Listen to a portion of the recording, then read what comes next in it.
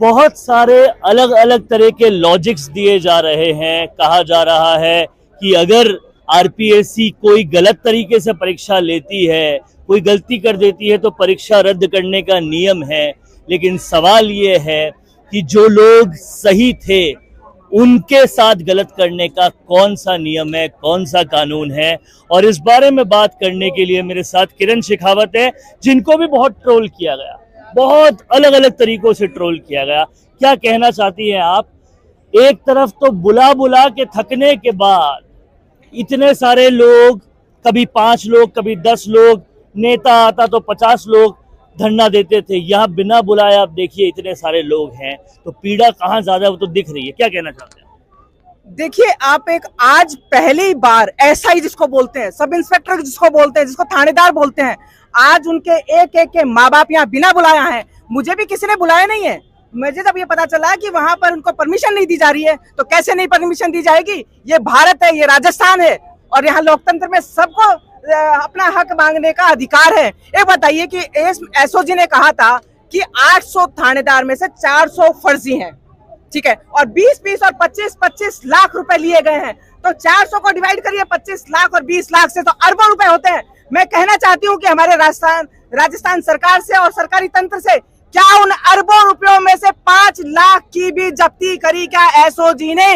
क्यों नहीं करी जब्ती? ये कारण क्या था? यदि 5 लाख की जब्ती तो होनी चाहिए थी, क्योंकि आज जब्ती नहीं हुई है तो कोई भी जो है किसी को भी सजा नहीं मिलेगी। और कहते हैं कि 800 नहीं, 800 में हम कहते हैं कि हमारे 800 थानेदार फर्जी हैं। उन हमारे 800 थानेदारों को जेल में डालिए और साबित कर दिए कि 800 के 800 फर्जी हैं। ये 55-54 थानेदार कर दिए, जिनको जेल में डाल दिया, उनकी कल को जमानत हो जाएगी। और हमारा सरकारी तंत्र क्या इतना वीक है कि अभी तक सुरेश ढाका नहीं पकड़ा गया है? आप कोर्ट चले गए हैं। और मैं कहती हूँ कि मुझे बहुत ट्रोल किया गया था कि यथावत थी, यथावत है, यथावत रहेगी। और आज मैं वापस साथी ठोक के कह रही हूँ कि ये भर्ती यथावत थी, यथावत है और यथावत रहेगी। भाई माइकल आल इसको नहीं कर सकता, क्योंकि मेरे ये बहन और मेरे भाई और मेरा परिवार जो है, हम डीबी में जाएंगे, हम सुप्रीम कोर्ट में जाएंगे, पर इस भर्ती के पीछे हम। और मैं कहना चाहूंगी कि हमें हार नहीं माननी है, हम हार नहीं मानेंगे और हमें किसी को भी कुछ भी गलत नहीं करना है।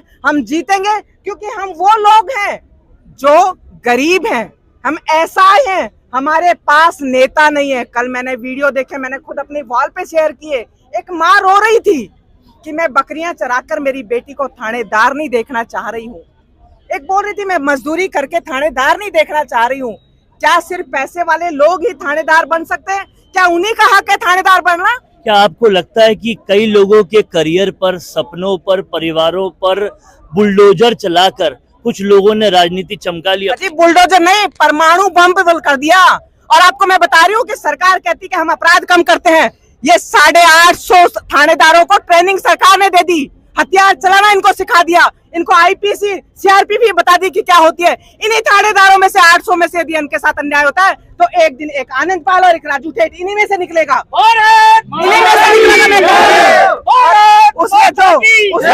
उसमें जनता के साथ अन्याय होगा और आम नागरिक के साथ अन्याय होगा, तो उसकी जिम्मेदार कौन होगी? ये जो दो नेता हैं। परसों तो सोशल साइट पे हमने किसी मीडिया में देखा कि एक दूसरे पे गालियां दे रहे थे कि 200 करोड़ 300 करोड़, और दूसरे दिन दोनों भाई बन जाते हैं। मैं कहती हूँ करोड़लाल मीणा जी, आप एक वरिष्ठ नेता हैं, आप उजागर क्यों नहीं करते किसी नेता की क्या क्या पैसा लिया गया है? पर क्या कहते हैं, हमारे एक राजस्थानी में कहावत है कि आ जाऊंग उगाड़ा तो आ ढका तो आ उगाड़ा। तो कहीं ना कहीं करोड़ीलाल मीणा जी का कोई माइनस पॉइंट या कुछ वीक जो है वो हनुमान बेनीवाल के पास है, इसलिए वो चुप बैठे हैं। चलिए ये मान लेते हैं उनके पास बेनीवाल था, उनके पास किरोड़ी था, 117 दिन आंदोलन चला लिया। क्या इन सबके पास किरण शेखावत रहेगी इतने दिनों? देखिए, मुझे पहले भी आपने बोला है कि मुझे कितना बेइज्जत किया है बहुत, कि मेरी जगह दूसरी कोई बहन बेटी होती तो आज तक सुसाइड कर सकती थी, पर मैं आवाज हूँ।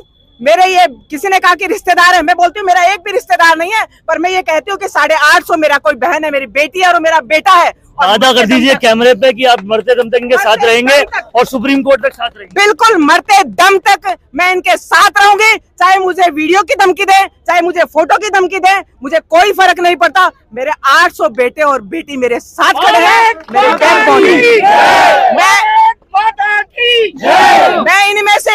मैं इनमें से किसी को भी आनंद पाल या राजू ठेठ नहीं बनने दूंगी, ये मेरा वादा रहा।